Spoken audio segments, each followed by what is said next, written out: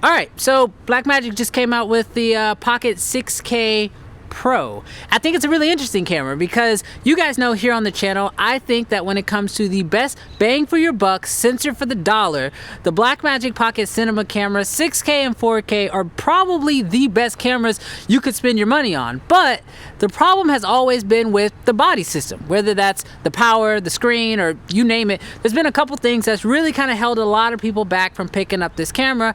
So let's take a look at what Blackmagic thinks is going to solve it.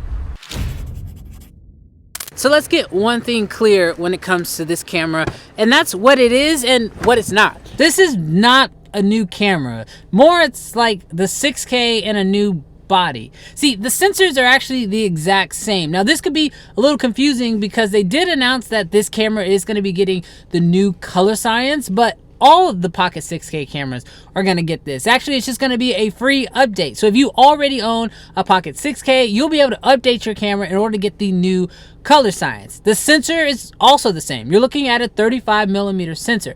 Now, I know a lot of people were really hoping for a full frame sensor here, but personally, I don't think we really need a full frame sensor because the camera is not doing autofocus or anything like that. Yes, you're technically getting a larger surface area that might help you with low light, but the camera already has a dual native ISO, and trust me, as someone who's been shooting with it for a really long time, it's really, really good. Like, you don't need a bigger sensor if you need it for low light. Now, if you just want wider angles, I would just say look at wider angle lenses, and hopefully that solves the problem. So if it's not a new camera, just a new body, well, why the new body? Well, I think this has a lot to do with a lot of the things that we are seeing from cinema cameras kind of going forward. I mean, I started seeing this with the C70, and then now, as you guys, if you missed it, yesterday I released a video on the FX6, but also with the FX6, a lot of cinema cameras are starting to throw everything into the bodies to help out cinematographers. As someone who has rigged out a lot of cameras, and I mean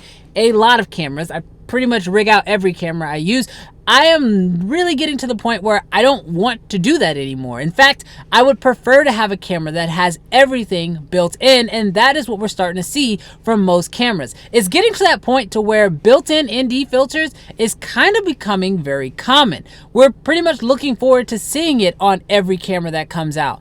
On top of that, you also want to have really good audio inputs, and that is one thing where the Pocket 6K did a great job, but the Pro takes it to the next level. See, it had built-in mini XLR inputs, but now you're getting 2 of them.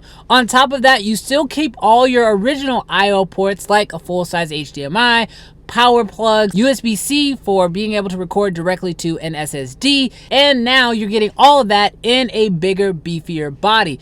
But another huge problem that they're solving with this camera is with battery life. I think I've done at least 3 videos trying to solve the battery life problem on the Pocket 6K, and I'm really hoping that this Pocket 6K Pro really solves the problem. See, all of my solutions have to come with additional expenses and really making the camera more bulky, but they are actually trying to solve it a different route, which is honestly the route I think they should have went with initially, and that is with a completely new battery. See, the Canon LP batteries, although great in Canon cameras, has never really been good in the Pocket system, and so now that they're switching over to the Sony batteries, hopefully this solves that problem. But it also brings in a new huge solution with the new battery grip. Now, I recently did an entire video on the Blackmagic battery grip for the existing 6K, and I love it. I think it does a pretty good job, but they actually solved a problem that I never really thought about, and that was the idea of allowing you to use the battery grip by adding 2 additional batteries to your system, but then also letting you keep your existing battery inside your camera, taking your total battery grip to, taking your total battery number up to 3. And I think this is going to go a long way, especially on the 6K. The 6K is a huge battery draw, and so it's really awesome to see that they are deciding to throw this in this camera to solve that issue of battery life. Now, I get it. One of the biggest problems for most people is most people who are even considering this camera probably already own a Pocket 4K or 6K, and the question becomes, should you upgrade? Is it worth upgrading? Why did they even come up with this camera now instead of doing something bigger?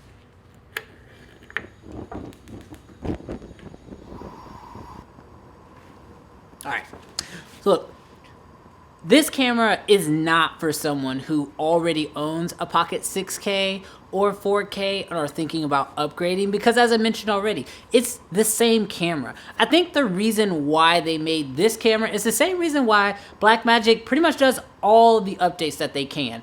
I legitimately am convinced that when they can do something, they do it and release it. I mean, let's look at the 12K camera. Like, they weren't even sure what they were doing when that camera came out.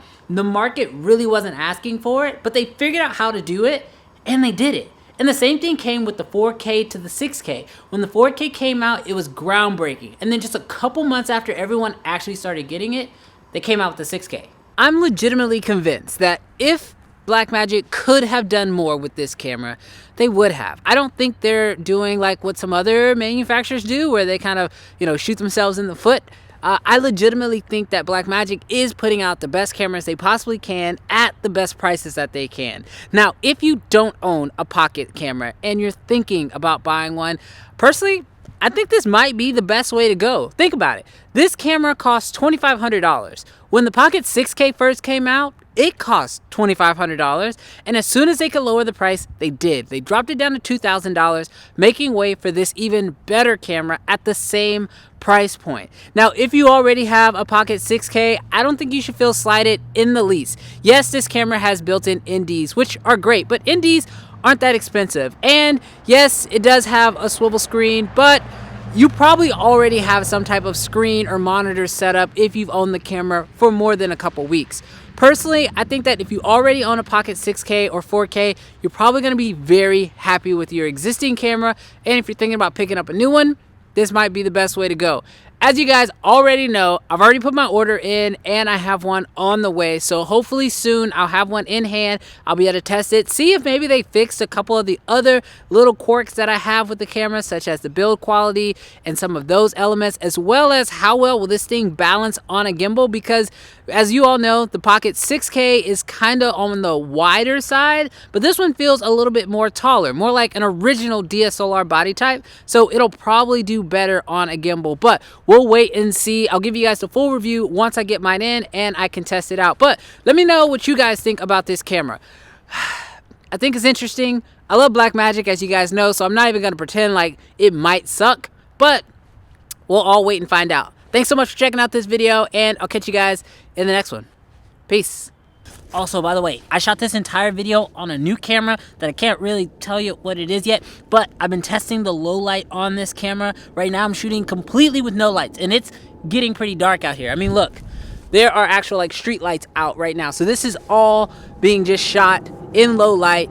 Tell me what you think about the footage. I've done a couple different tests here. I shot it in the car, shot it next to fire. Let me know what you guys think, and I'll maybe add those thoughts in my future video on this camera. Catch you guys in the next one. Peace.